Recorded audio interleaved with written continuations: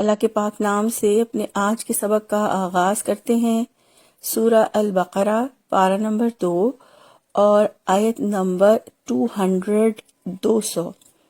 ارشاد باری تعالیٰ ہے فَإِذَا قَضَيْتُم مَّنَاسِكَكُمْ فَاذْكُرُوا اللَّهَ كَذِكْرِكُمْ آبَاءَكُمْ أَوْ أَشَدَّ ذِكْرًا فَمِنَ النَّاسِ مَن يَقُولُ رَبَّنَا آتِنَا فِي الدُّنْيَا وَمَا لَهُ فِي الْآخِرَةِ مِنْ خَلَاقٍ۔ لفظی ترجمہ ہے فَإِذَا پھر جب قَضَيْتُم تم ادا کر چکو مناسککم اپنے حج کے کام فَاذْكُرُوا اللَّهَ تو تم سب یاد کرو اللہ تعالیٰ کو کَذِکْرِکُم تمہارے یاد کرنے کی طرح آباءکم اپنے آباء و اجداد کو او یا اشد زیادہ شدت سے ذکر یاد کرنا۔ فَمِنَ النَّاسِ تو لوگوں میں سے من یقول جو کہتا ہے ربنا اے ہمارے رب آتینا ہمیں دے دے فی الدنیا دنیا میں وما اور نہیں لہو اس کے لیے فی الآخرتی آخرت میں من خلاق کوئی حصہ۔ با محاورہ ترجمہ ہے پھر جب تم اپنے حج کے اعمال پورے کر چکو تو اللہ تعالیٰ کو یاد کرو اپنے آباء و اجداد کو یاد کرنے کی طرح یا اس سے بھی زیادہ یاد کرنا۔ پھر لوگوں میں سے کوئی ہے جو کہتا ہے اے ہمارے رب ہمیں دنیا میں ہی میں دے دے اور اس کے لیے آخرت میں کوئی حصہ نہیں ہے۔ اس آیت مبارکہ میں اللہ رب العزت فرماتے ہیں کہ پھر جب تم اپنے حج کے اعمال پورے کر چکو تو اللہ تعالیٰ سے اپنی کوتاہیوں پر استغفار کرو اور عبادت کی توفیق ملنے پر شکر ادا کرو اور اسے یاد کرو تاکہ اللہ تعالیٰ کے ہاں تمہارے اعمال قبول ہو جائیں۔ فرمایا فَاذْكُرُوا اللَّهَ تو اللہ کو یاد کرو۔ اللہ کا ذکر بہت بڑی چیز ہے۔ سورہ عنکبوت کی آیت نمبر 45 میں اللہ فرماتے ہیں وَلَا ذِكْرُ اللَّهِ أَكْبَرُ اور اللہ کا ذکر تو بہت بڑا ہے، اس لیے اللہ تعالیٰ کے ذکر کا حکم دیا گیا ہے۔ اللہ تعالیٰ کا ذکر دلوں کو اللہ سے جوڑے رکھتا ہے اور ہم سب اللہ تعالیٰ کے لیے پیدا کیے گئے ہیں تاکہ ہمارے دل محبت اور تعظیم سے اس سے جڑ جائیں۔ تو اللہ کا ذکر ہی ہمیں اللہ سے جوڑ کے رکھتا ہے۔ اللہ تعالیٰ کے ذکر اور دعاؤں کی ترغیب اس لیے دلائی گئی تاکہ حج کے تمام اعمال قبول ہو جائیں۔ حج اللہ تعالیٰ کی بڑائی کے لیے ہے اور تمام انسانوں کے لیے ایک جیسا ہے۔ حج کے دوران اللہ تعالیٰ کے خوف، اس کی یاد، اس کی نعمتوں پر شکر، تقوی اور ایمان کی فضا قائم رہتی ہے۔ اللہ چاہتے ہیں کہ یہ فضا بعد میں بھی قائم رہے۔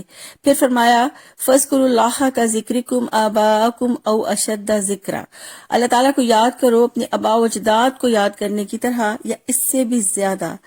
زمانہ جاہلیت میں لوگ حج کے ارکان ادا کرنے کے بعد اپنے باپ دادا کا ذکر کرتے تھے، یعنی 10ویں ذو الحجہ کو جب حج سے فراغت پا چکتے تو مینا میں اپنے آباء و اجداد کا ذکر کرتے، 3 دن مینا میں قیام کرتے، بازار لگاتے، وہاں میلے کا سا سما ہوتا اور جہاں مختلف قبائل کے شعراء اپنے قبیلوں کے لیے شعر پڑھتے، اپنے اسلاف کی عظمت بیان کرتے۔ تو یہاں اللہ تعالیٰ نے حکم دیا کہ اس وقت اللہ کا ذکر کرو، اپنے آباء و اجداد کے کارنامے بیان نہ کرو بلکہ اس سے بڑھ چڑھ کر اللہ تعالیٰ کا ذکر کرو۔ فرمایا کہ قیام مینا کے دوران اللہ تعالیٰ کا خوب ذکر کرو، یعنی جس شد و مد کے ساتھ تم اپنے آباء و اجداد کا ذکر کرتے رہے ہو اب اسی انداز میں بلکہ اس سے بھی زیادہ بڑھ چڑھ کے اللہ تعالیٰ کا ذکر کرو۔ حضرت ابن عمر رضی اللہ عنہ کے بارے میں کہا جاتا ہے کہ مینا میں وہ ہر وقت اور ہر حال میں تکبیر کہتے رہتے تھے اور اسی طرح رمی جمرات کے وقت بھی تکبیر کہتے رہتے۔ پھر فرمایا فَمِنَ النَّاسِ مَن يَقُولُ رَبَّنَا آتِنَا فِي الدُّنْيَا وَمَا لَهُ فِي الْآخِرَةِ مِنْ خَلَاقٍ پھر لوگوں میں سے کوئی ہے جو کہتا ہے اے ہمارے رب ہمیں دنیا ہی میں دے اور اس کے لیے آخرت میں کوئی حصہ نہیں ہے۔ تو یہاں حج کے دوران دعا کا ذکر ہے۔ دعا انسان کی اندرونی حالت کو ظاہر کرتی ہے۔ جو شخص دنیا کی چیزوں میں اپنا دل لگا لیتا ہے تو وہ اللہ تعالیٰ سے سب سے زیادہ وہی چیز مانگتا ہے جہاں اس کا دل ہے اور جو اس کے دل میں تڑپ ہوتی ہے، اور جو شخص آخرت کے خوف کو دل میں رکھ کر جیتا ہے تو وہ حج کے مقامات پر آخرت کے لیے دعائیں کرتا ہے۔ حضرت ابن عباس فرماتے ہیں کہ عرب میں زمانہ جاہلیت میں لوگ صرف یہی دعائیں کرتے حج کے دوران کہ اے اللہ اس سال بارشیں اچھی برسانا تاکہ غلے اچھے پیدا ہوں، اولاد بکثرت ہو، وغیرہ وغیرہ، یعنی دنیا کی زندگی کی دعائیں مانگتے اور دنیا کے مال کی۔ اسی طرح وہ اونٹوں، بھیڑ بکریوں کی کثرت اور دشمن پر فتح و نصرت کی دعائیں کرتے اور آخرت کی طلب نہ رکھتے، کیونکہ آخرت پر ان کا یقین نہیں تھا۔ تو اللہ تعالیٰ سے صرف دنیا کے لیے دعائیں کرنا دنیا کو ترجیح دینے والا عمل ہے۔ سورہ اعلیٰ میں اللہ تعالیٰ فرماتے ہیں بل تؤثرون الحیات الدنیا والآخرۃ خیر وابقی، بلکہ تم دنیا کی زندگی کو ترجیح دیتے ہو، حالانکہ آخرت بہت بہتر اور ہمیشہ رہنے والی ہے۔ تو ہم دیکھتے ہیں کہ آج بھی امت مسلمہ کی کثرت حج کے دوران صرف دنیا ہی مانگتی ہے، یعنی مال کے لیے، اولاد کے لیے، ترقی کے لیے، دنیاوی ضروریات کے لیے اور اپنی دنیاوی مشکلات کے حل کے لیے دعا کرتے ہیں، کیونکہ اکثریت کے دلوں میں دنیا ہی رچی بسی ہے۔ تو ایسے صرف دنیا مانگنے والے لوگوں کے لیے اللہ تعالیٰ نے واضح کر دیا ہے وَمَا لَهُ فِي الْآخِرَةِ مِنْ خَلَاقٍ، اور اس کے لیے آخرت میں کوئی حصہ نہیں ہے۔ اللہ تعالیٰ نے واضح فرما دیا کہ جو دنیا مانگتے ہیں ان کے لیے آخرت میں کوئی حصہ نہیں ہے، اور ایسے لوگوں کو آخرت میں کوئی اچھا بدلہ نہیں ملے گا۔ آیت نمبر 201 ہے وَمِنْهُمْ مَنْ يَقُولُ رَبَّنَا آتِنَا فِي الدُّنْيَا حَسَنَةً وَفِي الْآخِرَةِ حَسَنَةً وَقِنَا عَذَابَ النَّارِ۔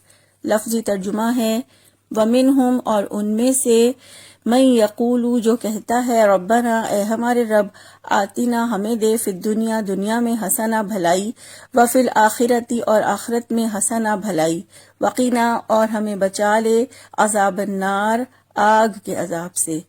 با محاورہ ترجمہ ہے اور ان میں سے کوئی کہتا ہے اے ہمارے رب، ہمیں دنیا میں بھی بھلائی عطا فرما اور آخرت میں بھی بھلائی عطا فرما اور ہمیں آگ کے عذاب سے بچا لے۔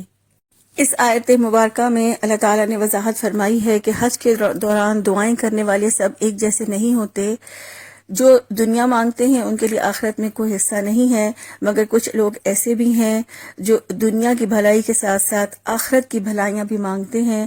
فرمایا ربنا آتنا فی الدنیا حسنہ، کہ وہ یہ دعا کرتے ہیں اے ہمارے رب، ہمیں دنیا میں بھی بھلائی عطا فرما۔ دنیا کی بھلائی سے مراد نیک کام کرنے کی توفیق ہے، نیکیوں کا حصول ہے، اسی طرح سے عافیت کا حصول ہے، نیک بیوی، کشادہ گھر، فراخ روزی، مفید علم، نیک اعمال، برکت والی سواری، عزت آبرو اور دنیا کی تمام آرام دہ چیزیں مراد ہیں۔ اور پھر فرمایا وہ یہ دعا کرتے ہیں وَفِي الْآخِرَةِ حَسَنَةً، اور ہمیں آخرت میں بھی بھلائیاں عطا فرما۔ آخرت کی بھلائی سے مراد اعلیٰ درجے کی جنت یعنی جنت الفردوس ہے۔ اس کے ساتھ ساتھ آخرت کی بھلائی سے مراد آخرت میں آسان حساب کتاب کا ہونا، اعمال نامے کا سیدھے ہاتھ میں ہونا، اللہ تعالیٰ کی رضا اور خوشنودی، اور آخر میں جنت الفردوس میں پہنچنا ہے۔ ایسی دعا اس دل سے نکل سکتی ہے جس کے دل میں آخرت پہلی ترجیح ہو۔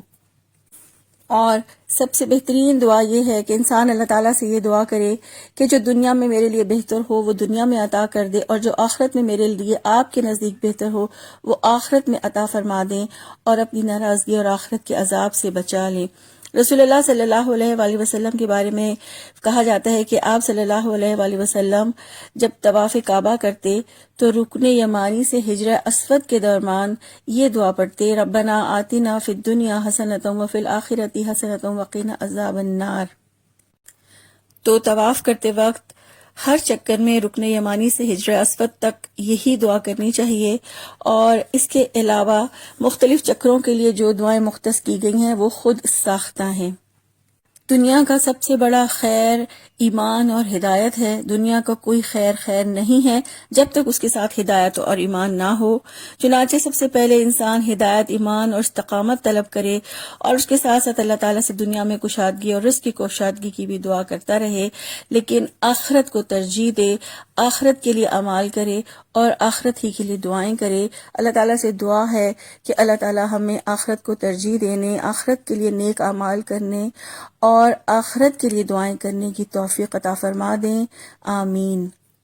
سبحانک اللہم و بحمدک، نشہد ان لا الہ الا انت، نستغفرک و نتوب الیک۔